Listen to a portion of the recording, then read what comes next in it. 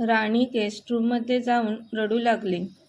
त्याला खरंच तिला त्रास नव्हता द्यायचा, पण जबरदस्ती द्यावा लागत होता तिला त्रास, तिला स्वतःपासून दूर ठेवण्यासाठी. तिच्याशी इतकं दुष्ट का वागतोय मी म्हणून त्याला स्वतःचाच राग आला. त्याच रागात त्याने त्याची संपूर्ण रोम अस्ताव्यस्त करून टाकली. तोच सांगत होता तिला आपण एकमेकांपासून दूर राहू आणि तोच तिला बोलत होता, एवढी का घाई झाले तुला माझ्यापासून दूर जाण्याची. अबोल मनाची ती काहीच न बोलता गेली निघून त्याच्या समोरून. तिला रडता रडता गेस्टरूममध्ये असलेल्या सोफ्यावर झोप लागली. मी कसा वागतोय राणीशी, खूप चुकीचा वागतोय मी माझ्या राणीसोबत. तिच्या काळजीने तो पटकन तिच्या जवळ आला. ती सोफ्यावर झोपलेली. राणी, त्याने आवाज दिला. त्याच्या एका आवाजाने ती जागी झाली आणि त्याला पाहून ती पटकन उठून बसली. तो तिच्यासमोर उभा होता आणि त्याच्या हातातून रक्ताचे थेंब जमिनीवर टपकत होते. राणीचं लक्ष त्याच्या हाताकडे जातं. ती म्हणाली, अहो काय, किती लागलंय तुमच्या हाताला. त्याला तर कधी त्याच्या हाताला लागलं याचं भानच नव्हतं. ती बोलल्यावर तो पाहतो त्याच्या हाताकडे. किती लागलंय तुम्हाला, लक्ष कुठे आहे तुमचं. ती त्याला रागवत त्याच्या काळजीने म्हणाली आणि रडू लागली. त्याचा हात पटकन हातात घेते ती. साडीच्या पदराने त्याच्या हातावरील रक्त पुसते. तुम्ही काय एवढा त्रास करून घेत आहात स्वतःला, सांगा ना मला. काय कारण आहे म्हणून तुम्ही एवढा त्रास करून घेत आहात. मी सही केले ना डिवोर्स पेपर्सवर. माझी तुमच्याकडून खरंच कसलीच अपेक्षा नाही, पण प्लीज तुम्ही स्वतःला त्रास करून घेऊ नका. तुम्ही म्हणाल तर मी आत्ताच जाईन निघून इथून, पण तुम्ही करून घेत असलेला त्रास मला नाही पाहावत. मी इथून निघून गेली तर तुम्हाला माझ्यापासून काहीच त्रास होणार नाही. कधीच काहीच त्रास नाही देणार मी तुम्हाला. ती रडत बोलत होती तर त्याने पटकन तिला मिठीत घेतलं. तिच्या केसांना प्रेमाने हळूवार कुरवाळून काही वेळ तिला मिठीत घेऊन उभा होता तो. अहो प्लीज तुम्ही माझ्यामुळे स्वतःला त्रास नका ना करून घेऊ, ती त्याच्या मिठीत असताना बोलली त्याला. नाही करून घेणार. तू बस इथे. तुझ्या पायाला जखम झाले ना. त्याने तिला सोफ्यावर बसवलं आणि तिथेच तिच्यासाठी नाश्ता मागवला. त्याने स्वतःच्या हाताने तिला नाश्ता भरवला आणि तो ऑफिसला निघून गेला. दुसऱ्या दिवशी तो गॅलरीत उभा राहून गॅलरीतून दिसणाऱ्या अथांग समुद्राकडे पाहत होता. थंड वाऱ्याची झुळूक येऊन त्याच्या शरीराला स्पर्श करत होती. ती त्याच्याकडे एकटक पाठीमागून पाहत होती.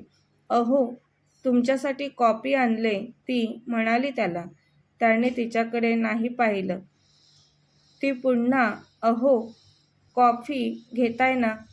त्याने आता अतिशय रागाने तिच्याकडे पाहिलं. तो तिच्याकडे पाहत नाही याचा अर्थ त्याला कॉफी नको हे तिला कळायला हवं होतं. तरी ती त्याला पुन्हा आवाज देत होती, पण आता तो तिच्याकडे एकटक पाहतच राहिला. आज माधवीने तिच्यासाठी खरेदी केलेला क्रॉप टॉप राणीने घातलेला आणि ती त्या क्रॉप टॉपमध्ये अप्सरेसारखी दिसत होती. त्याने तिच्या हातातून कॉफीचा मग घेतला आणि कॉफी पितच तिला न्याहाळत होता तो. न राहून तिच्याजवळ येऊ लागला तो आता. तो जवळ येताच ती पटकन मागे झाली. तसं त्याने रागाने शिरा ताणून तिच्याकडे पाहिलं.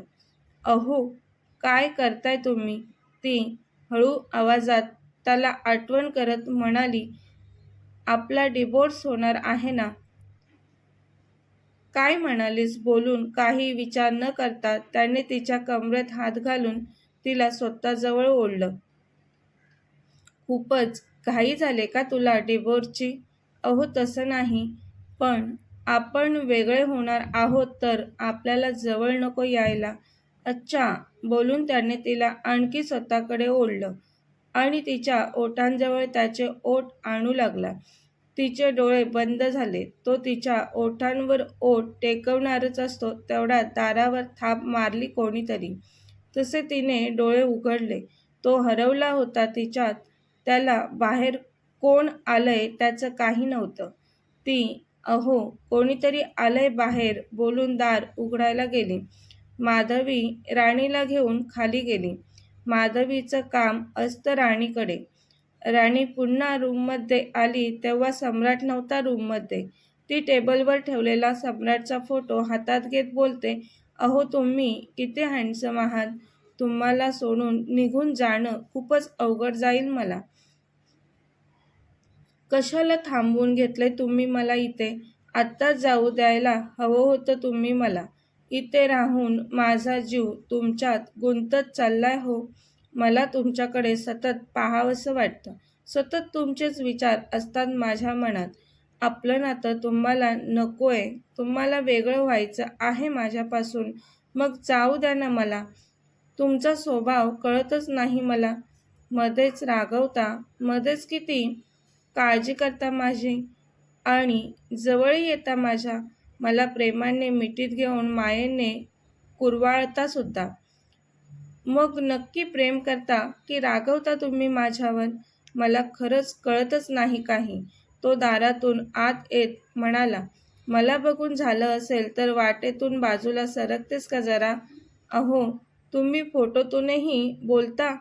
ती त्याच्या फोटोकडे पाहत म्हणते त्याला, "फोटोतून नाही बोलत मी. मागे बघ. मी खरंच आलोय," बोलतो तो. "अहो तुम्ही." ती मागे फिरून पाहते आणि लाजून हातातील त्याचा फोटो पटकन टेबलवर ठेवते. तिला खूपच लाजल्यासारखं होतं. त्याने तिला त्याच्या फोटोसोबत बोलताना पाहिलेलं म्हणून. "अहो तुम्ही लवकर आलात." "हो, तूच मला बोलवलंस ना, म्हणून आलो मी," त्याने म्हटलं तिला. आता तो तिच्याजवळ येत तिच्या कमरेत हात घालून तिला स्वतःजवळ ओढतो. बोलतो तो, "खूप आठवण येत होती माझी तुला." तसं ती, "अहो, मी कुठे, कधी बोलवलं तुम्हाला? आत्ता आठवण काढत होतीस ना माझी? तू आठवण काढलीस आणि मी येणार नाही," तो म्हणतो तिला. तशी ती, "अहो, खोटं बोलू नका तुम्ही. मी कधी आठवण काढली तुमची?" ती क्यूट चेहरा करून लटक्या रागात म्हणाली त्याला, "नाही काढलीस तू माझी आठवण. ठीक आहे, जातो मी परत," तो म्हणाला तिला. "अहो," ती त्याला आवाज देते. तसं तो तिच्याकडे पाहून मिश्किल हसला आणि तिने हळूच नजर वर करून त्याच्याकडे पाहिलं. तीही हसू लागली त्याच्याकडे पाहून. कसं असणार आहे सम्राट आणि राणीचं नातं? खरंच वेगळे होतील का ते दोघे? पाहूयात पुढील भागात. कथेचा पुढील भाग पाहण्यासाठी चॅनलला सबस्क्राईब करा. कथा आवडल्यास लाईक, शेअर आणि कमेंट करायला विसरू नका. कथेचे यापूर्वीचे सर्व एपिसोड प्लेलिस्टमध्ये सेव्ह आहेत. पाहिले नसतील तर कृपया पहा. धन्यवाद.